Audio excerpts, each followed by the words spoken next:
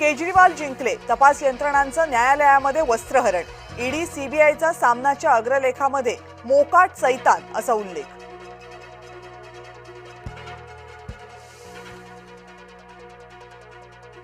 शिखर बँक कर्ज घोटाळा प्रकरणी कोर्टानेही स्वीकारला क्लोजर रिपोर्ट। क्लोजर रिपोर्टमध्ये उपमुख्यमंत्री सुनेत्रा पवारांसह 70 आरोपी निर्दोष।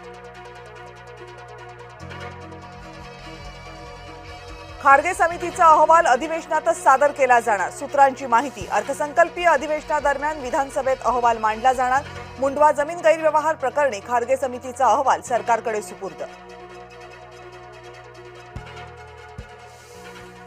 जुनं दळण पुन्हा दळायची त्यांची सवय, निर्णय लागू करण्यापूर्वी लोक गुवाहाटीला गेले। उद्धव ठाकरेंचा मुख्यमंत्र्यांवर पलटवार। अजित पवारांच्या विमान अपघाताला आज 1 महिना पूर्ण। 28 जानेवारीला विमान अपघातात अजित पवारांचं निधन।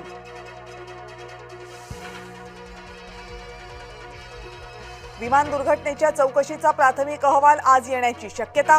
डीजीसीएनं केलेल्या चौकशीच्या प्राथमिक अहवालात काय असणार याकडे लक्ष। विमान उड्डाणासाठी योग्य आहे का, ठरवणार विमान सुरक्षेसाठी नेमले जाणारे 38 सल्लागार। नागरी विमान वाहतूक महासंचालनालयाचा मोठा निर्णय।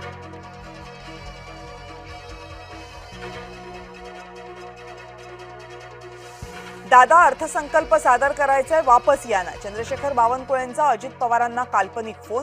पुण्यातल्या कार्यक्रमात बावनकुळे भाऊ। सिंधुदुर्गचा पहिला एआय जिल्हा म्हणून घोषणा, पण प्रत्यक्षात जिल्ह्यात परीक्षा केंद्रही नाही। ठाकरे गटाच्या वैभव नाईकांची घणाघाती टीका।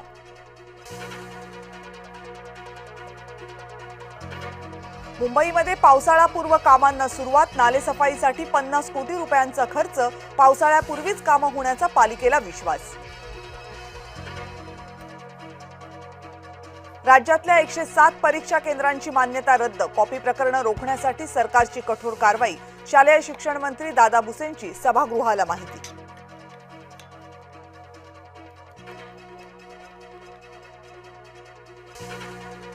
नागपूरमधल्या 12वीच्या पेपरफुटी प्रकरणात आरोपींची संख्या 8 वर। कनिष्ठ महाविद्यालयाचे मुख्याध्यापक संच जाळ्यामध्ये।